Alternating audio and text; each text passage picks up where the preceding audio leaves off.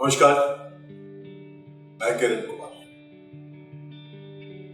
आज मुझे हर्षित Malik YouTube channel के माध्यम से आपसे बात करने का अवसर मिला है।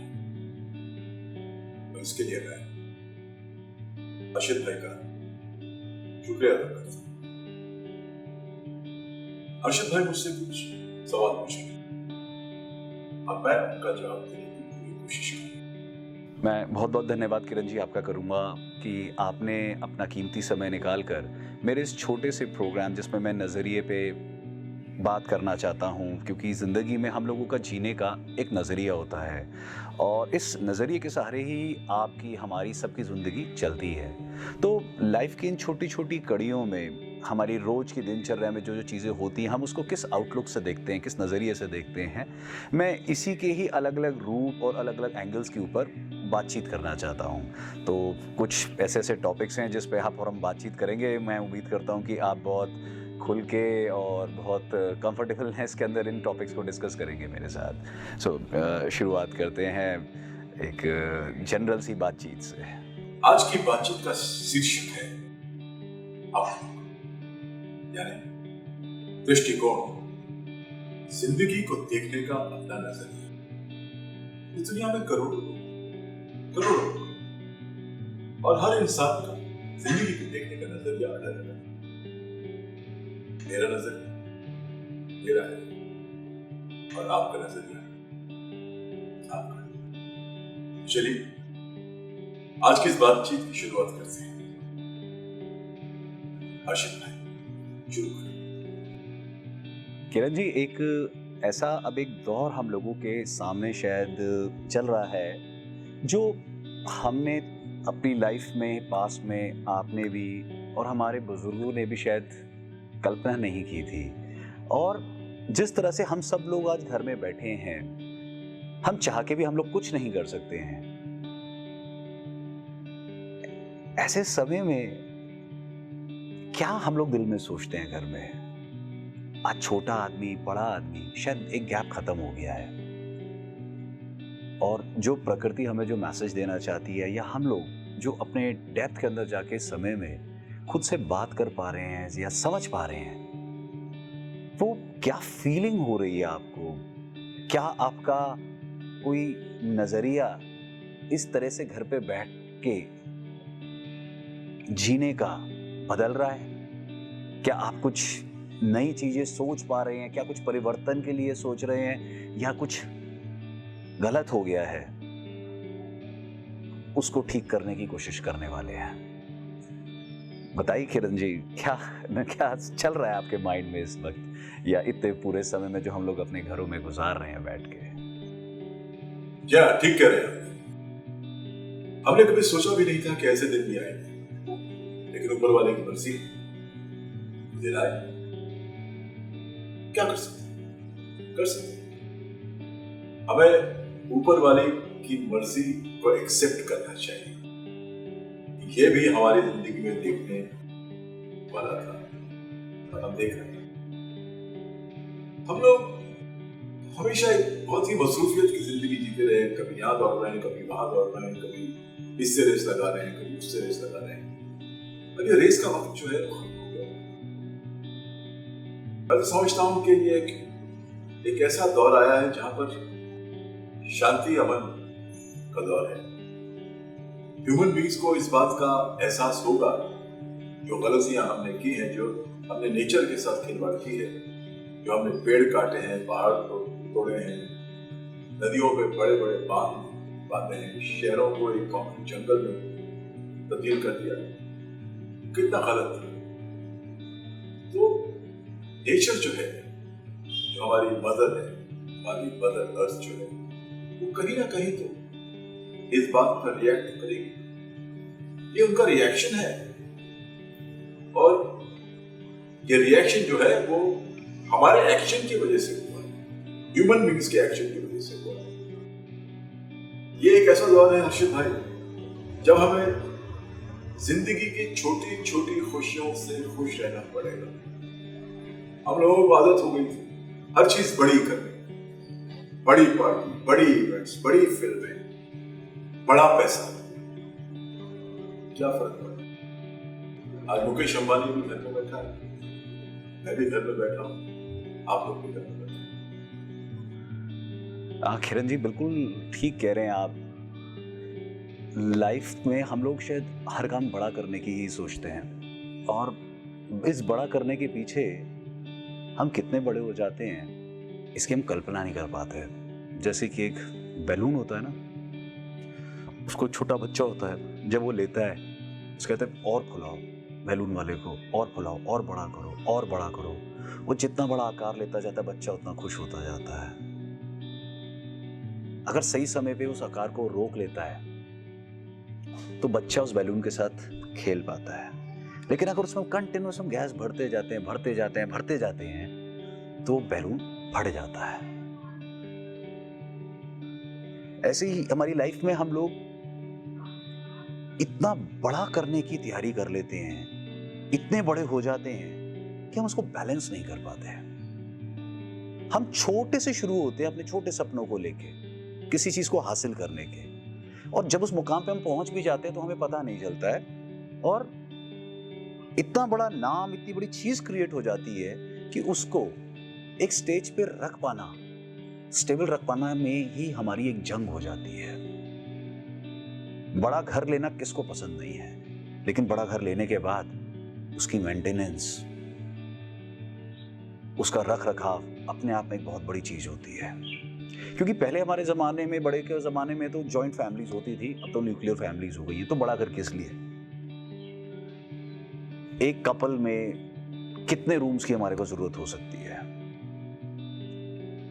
ये सब प्रश्न चिन्ह हैं जो इस मौके पे शायद हम सब लोग एक अपने आप से कर रहे हैं। एक दूसरे से तो क्या करेंगे, क्योंकि वो ही करने के चक्कर में ही हमारे सबकी रीस लग गई कि मैं इससे बड़ा बनूं, मैं उससे बड़ा बनूं। और शायद यहाँ पे कहीं आके हमें एहसास और फिर से हो रहा है कि जितना छोटा हो, जितना सरल हो, जितना इजी हो, उतना ही हम सब लोगों की सर्वाइवल के लिए अच्छा होता है। क्योंकि जो चीज़ जितनी बड़ी होती है उसकी इम्प्लिसिट कॉस्ट इतनी उसके साथ लगी हुई होती है कि उसको हम सदैव बियर नहीं कर पाते। ऐसे समय में, जब वॉर की सिचुएशन में, किसी डिसीज की सिचुएशन में, इकोनॉमिक रिसेशन की समय में, हम उन बड़े खर्चों को अफोर्ड नहीं कर पाते। लेकिन अगर वो हमारा खर्चा, वो हमारा रहन सहन, हमारा लाइफस्टाइल, हमारा जीवन, हमारी ट्रैवलिंग सिंपल, छोटी हो, तो हम उसको शायद अफोर्ड कर लेते, क्योंकि वो बेसिक होती है। तो बहुत बड़ी बात बोली आपने, शानदार बोली, कि बड़ा करने के पीछे ही हम शायद छोटे होके रह गए हैं। अब डाइनिंग टेबल पे हम लोगों को 8-10 डिशेस टेबल पे पड़ी हुई नजर आए, इसकी आदत हो गई। क्या हम अपनी भूख मिटाने के लिए 10 डिशेस खा लेंगे? हमें तो दाल रोटी चाहिए, एक सब्जी चाहिए, थोड़ा सा सैलेड चाहिए, बस भूख मिट जाती है, आत्मा तृप्त हो जाती है।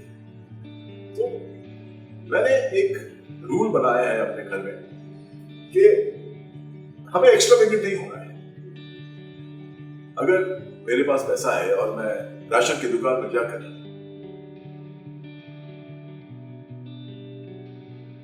25 बोरी चावल ले लूंगा, 10 बोरी अनाज ले लूंगा, तो मैं उस तबके को वंचित कर रहा हूं, उस तबके की जरूरतों को और मुश्किल कर रहा हूं जो इन चीजों को अफोर्ड नहीं कर सकते। तो होर्डिंग तो बिल्कुल ना करें।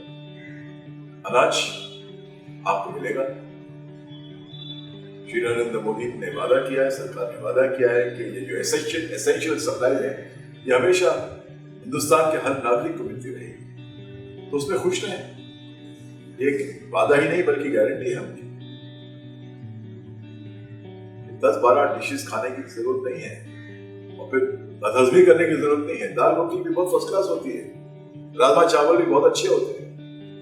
तो ये वक्त ऐसा है कि हमें खुद के अंदर झांकना पड़ेगा कि भैया हमें किस छोटी चीज से खुशी मिलती है। हमें खुशी मिलती है अपने परिवार से, हमें खुशी मिलती है अपने बीवी बच्चों के प्यार से, हमें खुशी मिलती है कुछ दोस्तों के साथ। ये जो बाकी जो खुशियां थी ना, ऐसे कितने लोग हैं, ऐसे कितनी चीजें हैं जो हम करते थे, मुझे तो लगता है कि 200 चीजों में से मैं 190 चीजें अपनी जिंदगी से काट के फेंक दूं। मुझे 10 बाकी की जो चीजें रह गई उसमें मैं खुश रहूं। किरण जी, कितनी खूबसूरती से जो बातें आपने अभी बोली कि लाइफ में छोटी छोटी चीज़ें बहुत मायने रखती हैं। और जैसे कि आप अभी बता रहे थे कि मेरी ज़िंदगी में अगर 200 चीज़ें पहले थी तो आज शायद सिर्फ 190 को तो मैं डिसकंसिडर करता हूँ, क्योंकि वो मेरी लाइफ में शायद प्रायोरिटी ही नहीं है, शायद मुझे उसकी ज़रूरत ही नहीं है, और मैं 10 चीज़ों से बहुत खुश हूँ। किरण जी, इस चीज़ का रियलाइजेशन कितना बड़ा है मैं समझ पा रहा हूँ, क्योंकि मैंने कुछ समय से अपनी ज़िंदगी मिनिमलिज्म पे शुरू करी है कि हम मिनिमम पे कैसे जी सकते हैं। और minimalism is not like not living, it is about identifying कि क्या बेसिक नेसेसिटी है लाइफ की जिसके सारे लाइफ जी जा सकती है बहुत ही आराम से। हम लोग हमेशा बड़ा लोन लेते हैं, बड़ा घर लेते हैं, बड़ी गाड़ी लेते हैं, सब कुछ बड़ा करते हैं क्योंकि लाइफ में हमारा एम सब कुछ बड़ा होता है, तो उसके इम्प्लीकेशंस भी बड़े होते हैं। इतनी बड़ी चीजों को अफोर्ड करने के लिए हम लोग उसकी जो बड़ी इंस्टॉलमेंट होते हैं, कोरोना जैसे समय में, वॉर जैसे समय में, ये अब हमें परेशान करती हैं। आज बड़ा घर क्यों खरीदा जाता है? या मान लीजिए आज हम 5 करोड़ का, 3 करोड़ का घर ले रहे हैं और हमारे पास उतने पैसे बैंक में नहीं है, तो जो बैंक है, जो लोन है, वो क्लियर करता है कि आप ये बड़ा घर ले सकते हैं। 20-30 साल की आपकी किस्तें बनेंगी। 20-30 साल की हम किरण जी जो किस्तें दे रहे होंगे, वो देते हुए रियलाइज होगा कि 25 साल बाद जाके हम इसके मालिक बनने वाले हैं। आज तो हम सिर्फ रह रहे हैं उसके अंदर, बट वो हमारे को क्रिएट कर देता है that we have achieved it, but still we have not achieved it. और ऐसी किसी सिचुएशन में वही डेट हमारे ऊपर भारी पड़ जाता है और सरकार से हमें रिक्वेस्ट करनी पड़ जाती है पीरियड, मोनिटोरियन पीरियड की, कि हमारा डेट आगे बढ़ जाए। लेकिन कहीं ना कहीं सर पे तो हमारी परेशानी और लोन आ ही जाता है। केक, बर्थडे, बर्थडे होता था, 4-4, 5-5 किलो के बड़े बड़े केक आते थे। केक वो सुबह 10 मिनट फेंक दिए जाते थे। तो अगर जन्मदिन है बच्चे का, 1 किलो का केक बनाए, बड़े प्यार से उससे काटे, बड़े प्यार से अपने हर सहयोगी को दे, अपने पड़ोसी को। पूरी दुनिया में बांटने की जरूरत नहीं है। हाँ, दुनिया में बांटने के लिए क्या जरूरी है? वो आपका प्यार है, आपकी अंडरस्टैंडिंग है, आपकी कंपैशन है, वो बांटना बहुत जरूरी है। हम सब लोग अपना पैटर्न ही अगर देखें कपड़े खरीदने का, कितने भी कपड़े हमारे वार्डरोब्स में पड़े हुए हों, हमें याद नहीं होते, बट मैं बाहर निकल रहा हूं तो बाहर मेरा फ्रेंड या मेरे पार्टी के फ्रेंड्स क्या सोचेंगे, ये ड्रेस तो मैंने पिछली बार भी पहनी थी, मैं दोबारा कैसे पहन के आ गया। मतलब हम सबका पैटर्न ना लोगों की सोच के ऊपर है कि वो क्या सोच रहा है, तो हमारी परचेसिंग पावर या हमारी परचेसिंग कैपेबिलिटी और एबिलिटी चेंज होती जाती है। चाहे हम अफोर्ड करते हैं नहीं करते हैं, हम बाय कर लेंगे क्योंकि हमें नई पार्टीज में नई नई ड्रेसेस पहन के जाना है, पुरानी ड्रेसेस पहनना तो गुनाह है। और इसको भी छोड़े लोगों को, तो ये जो एडवर्टाइजमेंट्स हमारे सामने आती हैं, ये ना चाहते हुए भी ना हर बस पे, हर रेलवे स्टेशन पे, हर मेट्रो पे, हर गाड़ी के ऊपर, टैक्सी के ऊपर, मैगजीन्स में, न्यूज़पेपर में, फेसबुक पे, इंस्टा पे, हर जगह इतना दिखा देते हैं कि ना चाहते हुए भी हमें उसकी जरूरत महसूस होनी शुरू हो जाती है। और अगर नहीं भी हो रही थी तो इतनी अच्छी सेल्स की ऑफर देते हैं कि हम उसे लेने चले जाते हैं। बड़े बड़े स्टार्स लोग उसे पहन रहे हैं तो हम उनके लाइफस्टाइल से अपने लाइफस्टाइल को मैच करना शुरू कर देते हैं। So that desire started creating although we don't need it. This time has showed us कि जरूरत नहीं है। बिल्कुल आपके शब्द, एक सिंपल, एक छोटी जिंदगी अफोर्ड करना बहुत आसान है, बहुत ही आसान है। सिंपल लिविंग बहुत ही इजी है और यहां से हमें सबक लेके आगे जाना चाहिए कि ऐसे समय लाइफ में कितनी भी बाहर आ जाए, बट हमारी शायद जिंदगियां और हमारे नजरिए और हमारी परेशानियां इसलिए नहीं बढ़ेंगी क्योंकि हमने कभी भी अपनी लाइफ को इतना हार्डकोर या इतना बिग नहीं बनाया कि उसे अफोर्ड करने के चक्कर में हम अपनी रातों की नींद उड़ा लें। बढ़िया लग रहा है किरण जी, बहुत सारी चीजें ऐसी ऐसी क्लियर नहीं हो रही हैं, अच्छी लग रही हैं आपसे डिस्कस करने में कि शायद हम सब लोग एक ही तरीके से सोचना शुरू कर रहे हैं और इसके ऊपर बढ़ेंगे। मैं आपसे यही कहूंगा, हर इंसान से प्यार करें, जानवर से प्यार करें, और सबसे अहम बात, प्रकृति से प्यार करें, उससे खिलवाड़ ना करें। वरना ये जो दौर है ना, घर में बैठने का दौर, ये बहुत लंबा चलेगा भाई। उससे बच के रहे। और आप ही हैं जो अपनी जिंदगी में तब्दीलियां ला सकते हैं और अपनी जिंदगी, अपने परिवार की जिंदगी खुशहाल कर सकते हैं। किरण जी, ये लाइफ फिक्स पैटर्न्स के ऊपर आज भी जी जाती है। हम लाख के लिए हम कितना डेवलप हो गए हैं, बट फिर भी मुझे ऐसा लगता है कि एक ना फ्रेम होता है आज भी बहुत लोगों की दुनिया में, जिसके बियॉन्ड की लाइफ या बियॉन्ड कुछ देखा नहीं जाता और समझा नहीं जाता, जिसको मैं नाम देता हूं एक फिक्स माइंडसेट का। हम लोग एक फिक्स नजरिए के अंदर जीते हैं क्योंकि हम एक पर्टिकुलर सोसाइटी में पैदा होते हैं, एक पर्टिकुलर धर्म में पैदा होते हैं, और हमारी सोसाइटी हमारे को एक फ्रेम दिखाती है कि ये सक्सेस, ये अनसक्सेस, ये पास, ये फेलियर। एक नजरिया सा वहां पे हम सबका बनना शुरू हो जाता है, जैसे ऑटो मोड होता है, ऑटो पायलट की तरह लाइफ एक स्ट्रक्चर्ड चीज की तरह कैसे होती है, और हम लोग अपने टारगेट्स बना लेते हैं कि हमें ये अचीव करना है, ये अचीव किया तो ठीक, नहीं अचीव किया तो हम फेल हो गए। हम लाइफ को एक प्रोसेस की तरह शायद नहीं ले पाते हैं। आप अपनी लाइफ में कई स्टेजेस से गुजर रहे होंगे और गुजरे होंगे जहां पे आपको आपके नजरिए ने शायद प्रश्न किया होगा, या आपने अपने नजरिए को प्रश्न किया होगा कि जो आप सोच के चले थे क्या वैसा हुआ। तब उस स्टेज को आपने हैंडल कैसे किया था, क्योंकि ये एक बहुत जबरदस्त प्रेशर होता है, और इस प्रेशर में जनरली हम सोसाइटी के प्रेशर में आ जाते हैं, फिक्स पैटर्न में आ जाते हैं, या जो बेंचमार्क्स बने हुए होते हैं। आप समझ रहे हैं मैं बेंचमार्क्स जो कहना चाहता हूँ? बेंचमार्क्स से मतलब जिन लोगों ने जो टारगेट्स या एक स्टेजेस फिक्स कर दिए हमारे लिए, या एक पैरामीटर्स फिक्स कर दिए, हमारे दोस्तों की एक्सपेक्टेशन, सोसाइटी की एक्सपेक्टेशन, और मेरी खुद से एक्सपेक्टेशन, जो मैंने अपना फ्रेम बनाया हुआ था, हम उसी के अंदर कैद होके रह जाते हैं। क्योंकि बियॉन्ड इसके सोचना और आउट ऑफ बॉक्स सोचना तो जैसे गुनाह होता है। मैं जो पढ़ा था, मैंने अगर उससे रिलेटेड कोर्स नहीं किया, या उससे रिलेटेड आगे सब्जेक्ट नहीं लिया, या उससे रिलेटेड आगे मैंने जॉब नहीं ली, उससे रिलेटेड मैंने काम नहीं किया, तो मेरा कैरियर तबाह है पीछे का, क्योंकि मेरी जवाबदेही बहुत बड़ी है। मैं गलती कर सकता हूं अपने पास्ट में भी, मैं टारगेट कोर्स अटेंड करने में या लाइफ के ऑब्जेक्टिव्स अचीव करने में, क्योंकि तब हमारे माँ बाप का भी शायद वो नजरिया नहीं होता, उतना एक्सपोजर नहीं होता, और हमारा खुद का नहीं होता। लेकिन क्या इसका तात्पर्य है कि मैं उसी पे ही अटका रहा हूँ, या जो रोल मैं अपनी लाइफ में सोच के चलता हूँ, या जो मैं ऑब्जेक्टिव सोच के चलता हूँ, मैं उससे बियॉन्ड इधर उधर खिसक ही नहीं सकता। यहाँ पे ना लोगों की मानसिकता ना अटक जाती है, क्योंकि फेल होना तो कोई चाहता ही नहीं, अपनी ईगो से बाहर कोई आना चाहता ही नहीं। वो सोच लेता जो मैंने कह दिया वही मैं करूंगा, वो अपना फेवरेट हो जाता है। आप जरूर बताइए कि अब मैं बिल्कुल मानता हूं आपकी लाइफ में, नहीं तो आपके दोस्तों की लाइफ में कहीं ना कहीं ऐसे वाकया जरूर हुए होंगे जहां पे आपको अपने नजरियों से भिड़ना पड़ा होगा और बदलना पड़ा होगा। मैं आपकी बात से इत्तेफाक करता हूं, मानता हूं आपकी बात के हम एक समाज में रहते हैं, और समाज के कुछ नियम हैं जिन्हें हम पालन करते हैं। उनके एक सेट रूल्स हैं जिन्हें हमें फॉलो करना ही चाहिए। लेकिन मैं आंख बंद करके कभी भी किसी रूल को या किसी नियम को फॉलो नहीं करता, क्योंकि आंख बंद करके तो भेड़ें भी करती हैं। तो मैं समझता हूं कि हमें वो चीज करनी चाहिए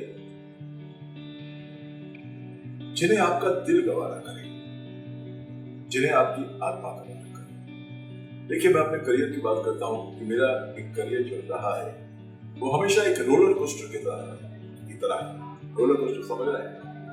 रोलर कोस्टर, अगर आप किसी एम्यूजमेंट पार्क में गए हैं तो एक ऐसा छोटी सी गाड़ी बनी हुई है जो यूं और यूं और यूं और यूं और यूं चलती है। उतार होता है, चढ़ाव होता है, फिर उतार होता है। जब आप चढ़ते हैं तो मैं इतना कुछ एक्साइट नहीं हो जाता हूँ, और जब मैं उतरता हूँ मुझे इस बात का कोई इतना गम नहीं होता। सक्सेस या फेलियर को मैंने कभी भी इतनी अहमियत नहीं दी।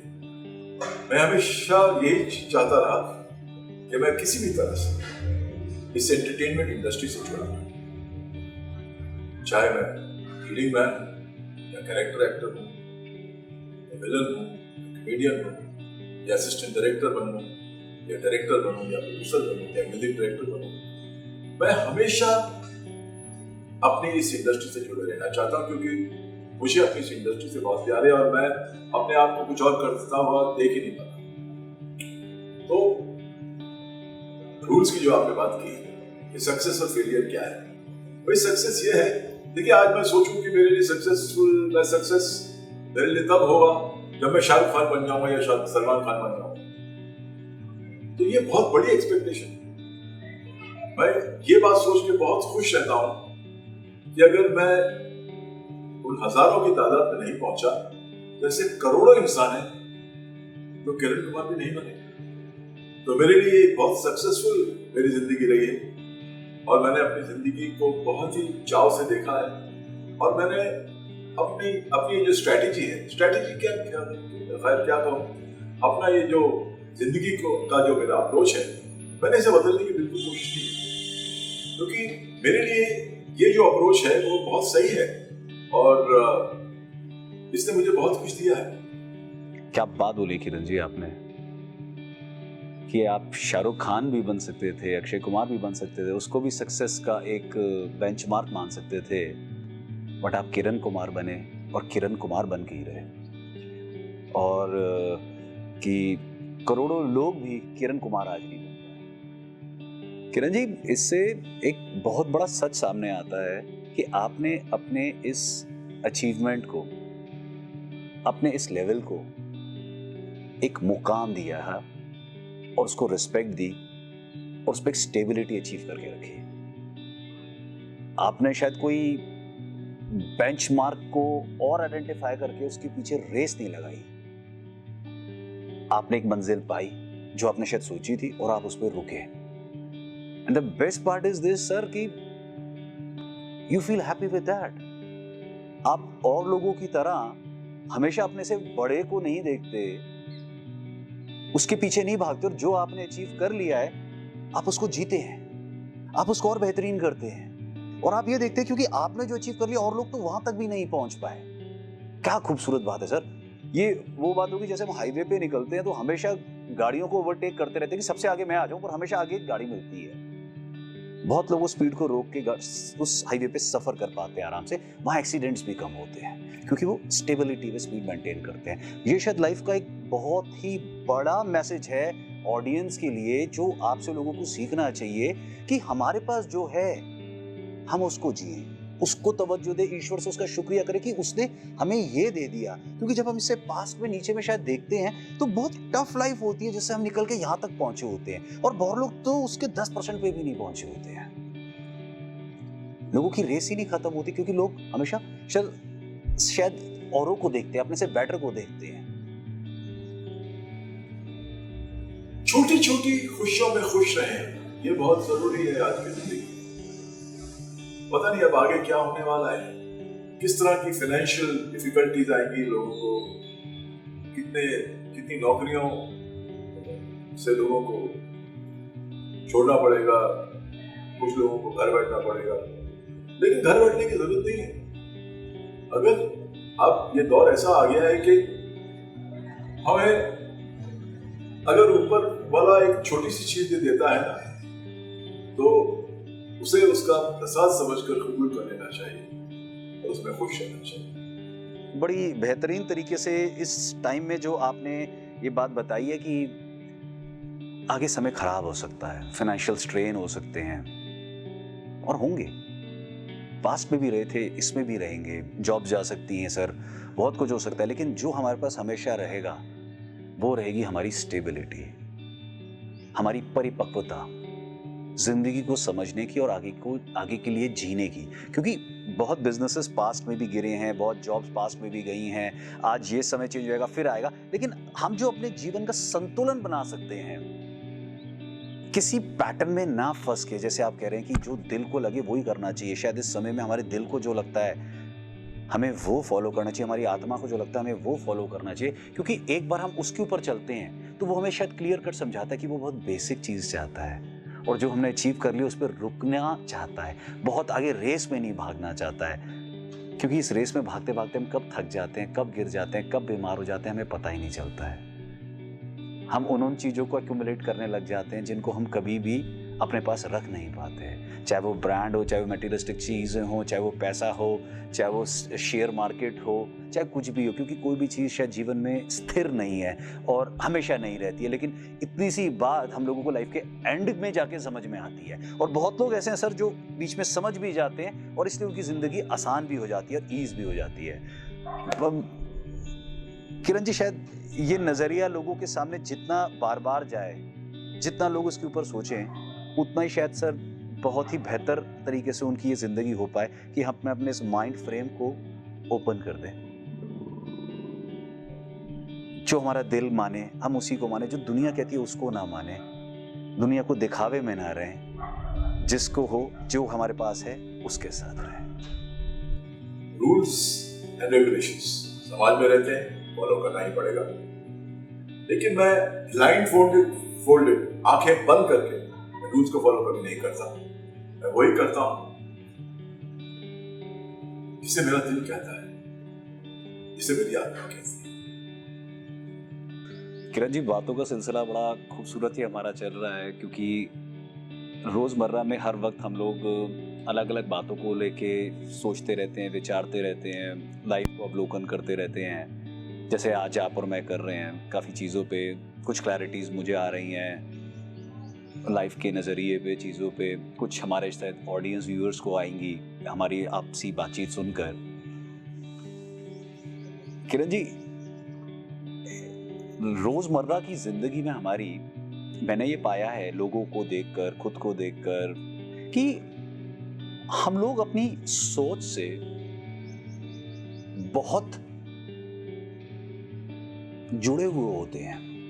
अगर हम अपनी लाइफ पे प्रश्न करें कि हम क्यों जीते हैं, किस लिए जीते हैं, तो सोच ही उसमें सबसे आगे आती है हर चीज को जवाब देने के लिए। मेरा तात्पर्य बड़ा बेसिक सा है किरण जी, आप बात को मेरी समझिएगा कि हम जो सोचते हैं वो करते हैं। हमारी सोच, हमारा माइंड हमारा आज, कल और परसों डिफाइन करता है, क्योंकि हम हमेशा पास्ट में और फ्यूचर में रहते हैं। हमारी डिजायर्स, हमारी अटैचमेंट सब हमारी सोच से, हमारे माइंड से रिलेटेड होती है। मैंने प्रश्न अपने एक आध वीडियो में भी किया है जिस पे मैंने डिस्कस भी किया है, और जिस प्रश्न सुनने में जितना आसान लगता है उसका हम जैसे अवलोकन करना चाहते हैं वो काफी टफ हो जाता है, क्योंकि माइन्यूट से माइन्यूट डिटेल भी इसके अंदर हमारे जीवन में बहुत सारे प्रश्न खड़े कर देती है। मेरा ये प्रश्न काफियों से हुआ मेरी लाइफ टाइम में, पास्ट में, और सबके जवाब अलग थे। उनके जवाब सुनते हुए मैंने भी कई बार अपने आप को फिर से प्रश्न किया उस बात पे, क्योंकि उन सबके नजरिए इसमें अलग थे। प्रश्न क्या है जो आपसे मैं समझना चाहता हूँ, इस पर आपसे वार्तालाप करना चाहता हूँ कि क्या हम लोग सोच से हैं या सोच हमसे है? हम लोग जो अपनी दिनचर्या जीते हैं किरण जी, वो हम लोग क्या किसी फिक्स सोच से जी रहे होते हैं, या हम लोग जो जीवन जीना चाहते हैं वो हम खुद से सोचते हैं और फिर जीते हैं? बड़ा फर्क है दोनों में और बहुत डेप्थ है इस बात के अंदर, क्योंकि आप लाइफ के उन मुकाम के ऊपर हैं जहां पे आपके पास एक्सपीरियंस है, नाम है, दौलत है, शोहरत है, कांटेक्ट है, और लोग आपको आइडल्स मानते हैं। आपकी जीवन में कभी ना कभी एक ऐसे पल जरूर आए होंगे जब आपने सर ये सोचा होगा कि मैं जो सोच रहा था वो शायद ठीक नहीं था, क्योंकि वो सोच मुझे शायद दी गई थी या मैंने एक्वायर की थी, और जो मैं चाहता हूं जब आप इंटरनल अवेयरनेस से बात करते हो वो शायद डिफरेंट था या डिफरेंट है, या मैं वैसे जीऊंगा। इन दोनों के बीच का जो ब्रिज है वो हमारी लाइफ की आगे के कोर्स को डिसाइड कर देता है सर। तो किरण जी, अगर आप अपने पास्ट में जाएं, आप कोई ऐसी चीज याद करें या आप शेयर करना चाहते हो मेरे से, ऑडियंस से, कि किस तरीके से सोच ने आपको कभी कभार परेशान किया या कभी आपको हमेशा आगे लेकर गई, वो कौन से ऐसे वक्त हैं या कौन से ऐसे एक्सीडेंट्स है या ऐसे टाइम्स हैं जब आपको ये प्रश्न करना पड़ा खुद से? ये जो सवाल आपने मुझसे पूछा है ना अक्षित भाई, ये बहुत गहरा है, बहुत पेचीदा है। ये सवाल अगर आपने सदगुरु से पूछा होता शायद ठीक होता, लेकिन तो आपने मुझसे पूछा है तो फिर मैं इसका जवाब देने की कोशिश करूंगा। देखिए, सोच इंसान को जन्म नहीं देती, इंसान सोच को जन्म देता है। बच्चा जब पैदा होता है, छोटा होता है, तो बातचीत कर नहीं सकता। जब उसे भूख लगती है तो सोचता है कि मैं ऐसा क्या करूं कि मुझे मां मिले, तो वो रोता है और मां उसे मिला देती है। बच्चा थोड़ा सा बड़ा होकर स्कूल जाता है, तो सोचता है कि मैं ऐसा क्या करूं जिससे टीचर जो है, मेरा गुरु है, वो इम्प्रेस हो जाए और मुझे क्लास का मॉनिटर बना। कॉलेज में जाता है तो सोचता है कि ऐसा मैं क्या करूं, कोई साथ बैठी हुई लड़की है वो मुझसे पढ़ जाए। काम करने जाता है, एग्जीक्यूटिव होता है, तो सोचता है कि मैं ऐसा क्या करूं कि मैं कंपनी का सीईओ बनूं।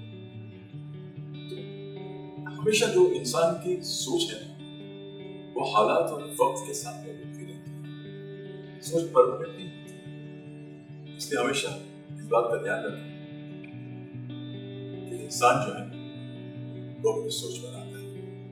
जब सोच बनती है तो जिंदगी का नजरिया भी बनता है, किस तरह मैं अपनी जिंदगी जीऊं, वो नजरिया भी क्रिएट करता है।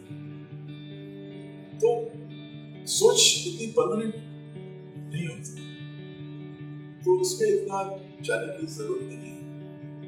और ऐसे कई सवाल हैं जो आपके सोच से भी परे हैं। एक बड़ा छोटा सा माकूल सवाल मैं आपसे पूछता हूँ कि मुर्गी पहले आई या अंडा पहले आया? इसका जवाब है आपके पास, शायद इसका जवाब किसी के पास नहीं। देखिए, अंडे में से मुर्गी निकली, लेकिन मुर्गी ने अंडा दिया, तो पहले कौन है? इसका कोई जवाब नहीं।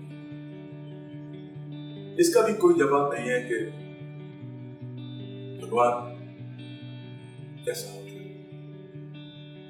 उसका रूप क्या, निराकार होता है। इसका जवाब शायद इंसान को कभी नहीं मिलेगा और मिलना भी नहीं चाहिए। अगर मिलेगा तो भगवान पे कोई यकीन करना चाहिए। एक सवाल और उठता है हमेशा कि एलियंस जो है वो है क्या, ब्रह्मांड में है, किसी और प्लैनेट में रहते हैं? फिलहाल इस सवाल का कोई जवाब नहीं है। देखिए, हमेशा आपकी जिंदगी में ऐसे सवाल रह जाएंगे जिनका जवाब आप को कभी नहीं मिलेगा, और उसे ढूंढने की भी जरूरत नहीं है। लेकिन हमेशा एक बात याद रखें कि अपनी जो सोच है ना वो पॉजिटिव रखें। अपनी सोच में किसी भी तरह की नेगेटिव बातें ना लाएं। देखिए, बड़ी दुख की बात है कि कुछ ऐसी सोच होती है जो विश्व के नाश के लिए बनाई जाती है, विश्व के साथ दुश्मनी निकालने के लिए बनाई जाती है, विश्व को नुकसान पहुंचाने के लिए बनाई जाती है। ओसामा बिन लादेन की सोच थी वो आतंक कैसे फैलाए। आपने देखा आज के दौर में हमारे प्रधानमंत्री श्री नरेंद्र मोदी सोच बहुत सही नहीं करते, और मुझे इस बात का यकीन है कि उनकी सोच सही साबित हुई। उन्होंने सही समय पर सोचा कि मैं ऐसा क्या करूं जिससे मैं भारतवर्ष को सुरक्षित रख सकूं। उन्होंने social distancing, isolation, lockdown create किया, और भारत के जो आंकड़े दुनिया के हिसाब से कहीं ज्यादा कम है, हम काफी ज्यादा सुरक्षित हैं इस कोरोना वायरस की वजह से। चलिए देखते हैं आगे क्या होता है। तो सोच इंसान जो है ना वो अपनी सोच से बहुत बड़ा है, वो अपनी सोच को क्रिएट कर सकता है, वो जो सोचे वो अचीव कर सकता है। और सोचना कभी मत छोड़िएगा, क्योंकि जब आप सोचेंगे तो आप उस सोच को पूरा करने के लिए आप मेहनत करेंगे, मुशक्कत करेंगे, प्रयास करेंगे। तो अपनी सोच को हमेशा पॉजिटिव रखें, नेगेटिव सोच बिल्कुल ना रखें। अब देखिए, अपने अपनी सोच पर निर्भर करता है। ये पानी का ग्लास है, इसमें आधा ग्लास पानी है, लेकिन मैं कहता हूं कि ये ग्लास है, ये आधा खाली नहीं है, ये आधा भरा हुआ है। खाली नेगेटिव सोच, भरा पॉजिटिव सोच।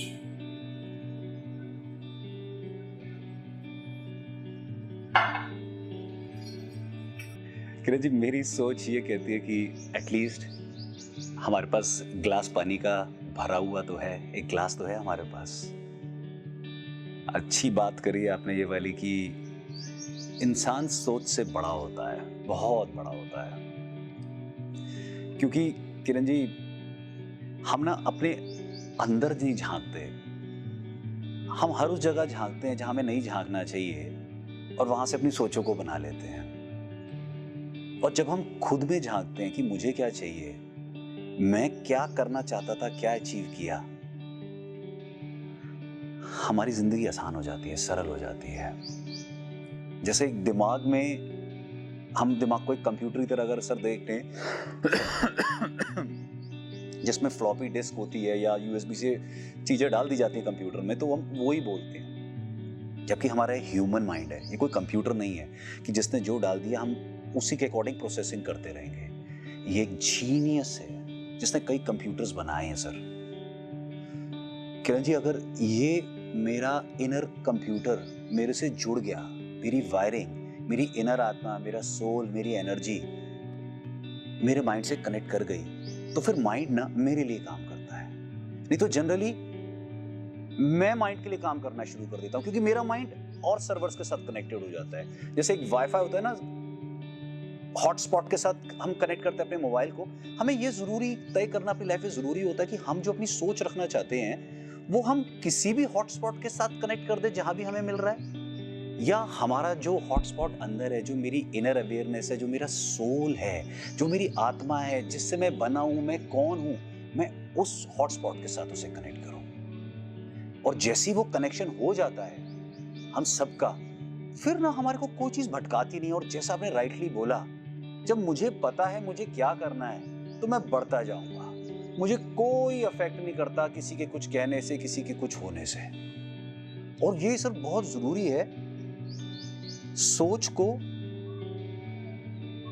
खुद से पैदा करने की, सोच से पैदा ना होने की। और मुझे उम्मीद है सर, आपकी और मेरी इन बातों से लोग अपने आप से प्रश्न जरूर करेंगे, और इसके बावजूद भी उनके प्रश्न आएंगे, बट उन सबके जवाब उनको खुद में मिलेंगे। क्योंकि हम लोग खुद से जवाब करने में डरते हैं, क्योंकि जो जवाब का आंसर आता है हम उसे एक्सेप्ट करने की भी क्षमता नहीं रखते, क्योंकि वो बहुत बड़ा कड़वा सच होता है।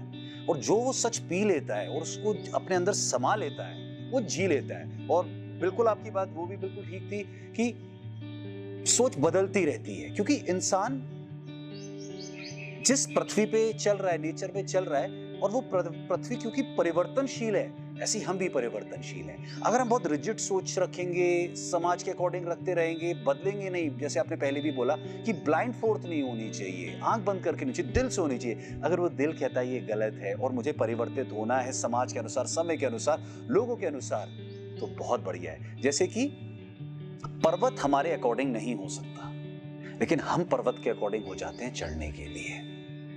तो जीवन शायद जीना और सफल होना इसी का नाम है कि हम अपने आप से कनेक्ट करें, अपनी सोच को जानें और उसके अकॉर्डिंग जिए। मजा आ रहा है किरण जी, बहुत ज्यादा आपके साथ बैठ के, आपकी बातें सुनकर, आपके साथ अपनी बहुत सारी जीवन की कड़ियों को, प्रश्नों को, विचारों को, नजरियों को डिस्कस करके कि लाइफ कितना कुछ हमें सिखा सकती है हर पल, अगर हम खुले दिमाग बैठे हैं। क्योंकि हम सब लोग सोचते हैं हमें सब कुछ आता है, हम इससे ऊपर से बात करना नहीं चाहते, हम किसी से कुछ शेयर करना नहीं चाहते। हम लोग ना बहुत क्लोज हो जाते हैं अपने नज़रिए में, अपने माइंड में, और यही फ्रेम हम आगे आने वाली जनरेशन पे भी थोप देते हैं, या अपने लोगों पे, अपनी पत्नी पे, अपने मित्रों पे, अपनी सोसाइटी पे, सब लोगों पे। हम लोग सुनने को तैयार नहीं होते, हम लोग सुनाने को तैयार होते हैं। लर्निंग, जो आदमी लर्न नहीं कर सकता, सीख नहीं सकता, ओपन नहीं है, वो शायद तरक्कीशाली नहीं है, वो हमेशा परेशान है। किरण जी, आपकी एक मूवी थी धड़कन, आपको अगर याद हो, आपने जिसमें एक फादर का पात्र निभाया था, और शिल्पा शेट्टी जी उसमें आपकी बेटी थी, और उसमें सुनील शेट्टी जी भी थे और अक्षय कुमार जी भी थे। उसमें आपकी बेटिया सुनील शेट्टी जी जो पात्र निभा रहे थे, उसमें उनसे प्यार करती थी और ब्लाइंड थी बिल्कुल, और आप शायद उसको देख पा रहे थे एज ए फादर। मैं पात्रों की ही बात कर रहा हूँ। तो आपने मना किया, आपने कहा कि नहीं बेटिया, मुझे समझ नहीं आता, बट फिर भी तू स्कूल बुला के ला। वो आया मिलने सुनील शेट्टी जी उस घर में, और जिस तरीके से आके वो बैठे, तो एक पिता के नाते, माँ बाप के नाते आपने बहुत कुछ देख लिया, और आपने अपनी बेटी को बताया भी, वो नहीं समझी। फिर ग्रेजुअली जब वो समझी, तो उन्होंने आपकी बात स्वीकार करी कि बेटा, हम गलत नहीं सोचते बच्चों के लिए, हम अच्छा सोचते हैं बेटा। हम अपने नज़रिए से सोचते हैं कि हम अपने बच्चों को अच्छा कर पाए, आगे बेटा तुम्हारी इच्छा है, तुम जो करना चाहो तुम कर सकती हो। आपने वो फ्रीडम दी, आपकी बेटी ने आपकी बात मानी, और एक जगह शादी करी। एक स्टेज में आके आपने आके एक डायलॉग बोला, जब वही लड़का सुनील शेट्टी जी वापस आए और उन्होंने तंग करना शुरू किया, फिर से अपना वो व्यवहार दिखाया, तो आपने आके सर एक लाइन बोली, डायलॉग बोले, जो बहुत ही गंभीर नहीं था, बहुत ही टची था, जो प्रूव करता है सोसाइटी में। मैं पहले डायलॉग की बात करता हूँ सर, कि माँ बाप बच्चों के लिए हमेशा सही ही सोचते हैं। माँ बाप अपने बच्चों से प्यार करते हैं, माँ बाप का नजरिया गलत नहीं होता, शायद क्लोज हो सकता है, एक्सपोज नहीं हो सकता है, बट गलत नहीं होता है।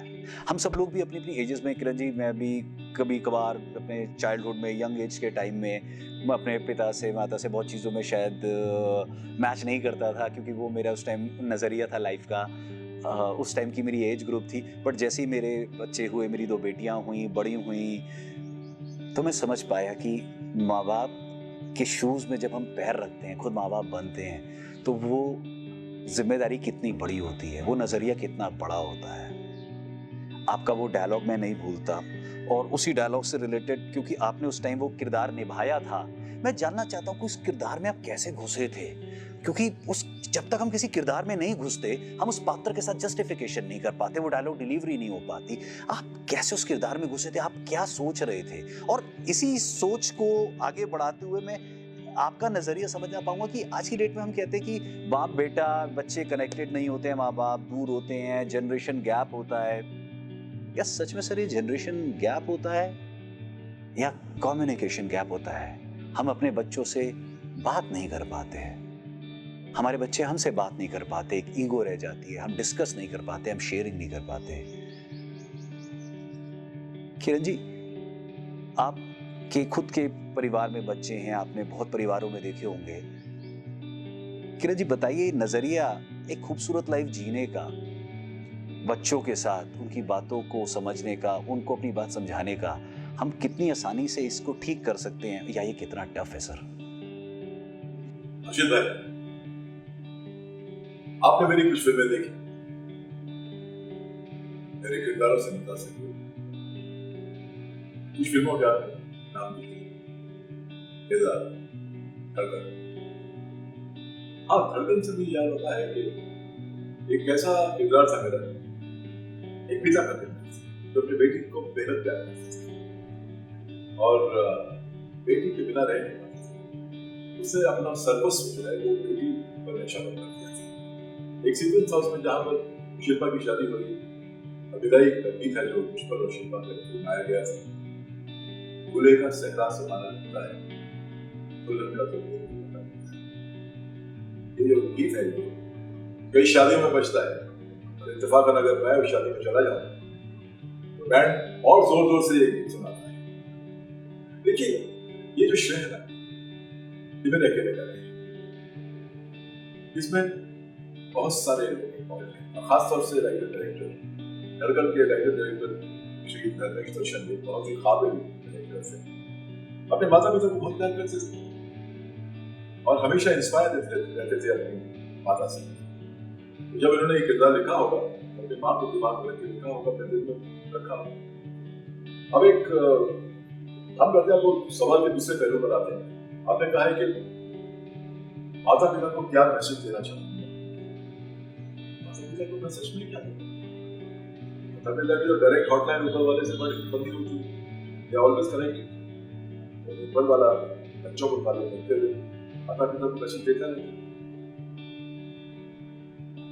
देखिए, एक बात बहुत समझने की जरूरत है कि माता पिता और बच्चों का जो रिश्ता है वो जोड़ी का रिश्ता है। जितना लोग उतना बच्चों को प्यार दो तो प्यार करें, बच्चों को अटेंशन दोगे तो अटेंशन। तो उसमें इस बात को सिर्फ ये ध्यान रखना है कि it's a two way traffic, give and take होता है।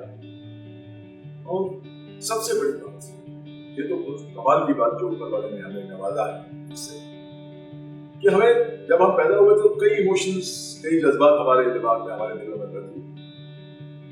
लेकिन एक जो जज्बात था, जो सबसे स्ट्रॉन्ग और सबसे खूबसूरत जज्बात जो है, वो उसने तब छोड़ा जब एक बाप, एक आदमी एक बाप बनेगा, एक औरत थी माँ बनेगी। और वो जो जज्बात है वो ममता का जज्बात है।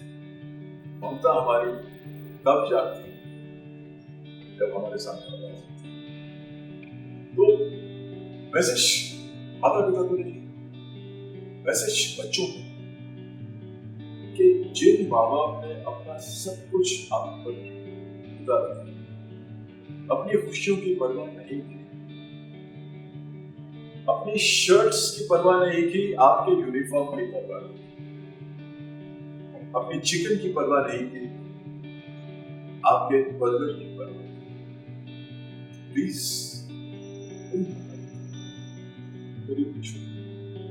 उनके साथ हमेशा, मैं बहुत खुशनसीब हूँ कि मेरे बच्चे मेरे साथ हैं और उतना ही प्यार और एक इज्जत देते हैं मुझे। चलो, जो मैंने कभी सोचा नहीं था कि आज के दौर में इतनी इज्जत मिलना, इतना प्यार मिलना। हम देखते हैं आसपास हमारे क्या हो रहा है, लेकिन मैं खुशनसीब हूँ कि मुझे वो हर नियामत मिल रही है मेरे बच्चों से, जो मैंने अपने पिता को दी थी। मुझे याद है कि जब मैं एक्टर बनने जा रहा था तो मेरे पिता ने एक मुझसे बात की थी कि बेटा, एक्टर बनते हो, स्टार बनते हो, बात की बात है, लेकिन एक बात हमेशा याद रखना कि हमेशा वक्त पर पहुंचना और किसी को इंतजार मत करने देना। Be on time always, respect time. Time management जो है ना, बहुत बड़ी चीज है।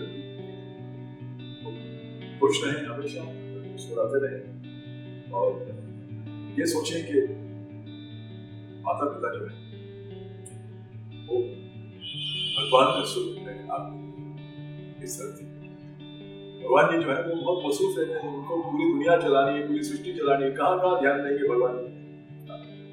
तो उन्होंने क्या किया है कि आपका ख्याल रखने के लिए उन्होंने अपना एक रेप भेजा, रिप्रेजेंटेटिव भेजा, वो है आपके माता पिता। एक बात और हमेशा याद रखिएगा, आप जो भी देख रहे हैं, एक बात हमेशा याद रखिएगा कि जिसने अपने माता पिता का अनादर किया है वो जिंदगी में कभी खुश नहीं रहा है। जिसने अपने माता पिता को प्यार दिया है, उसको जिंदगी की कोई तकलीफ, कोई मुश्किल नहीं हो सकती। किरण जी, मैं आपका बहुत बहुत धन्यवाद करना चाहूँगा मेरे से बातचीत करने के लिए।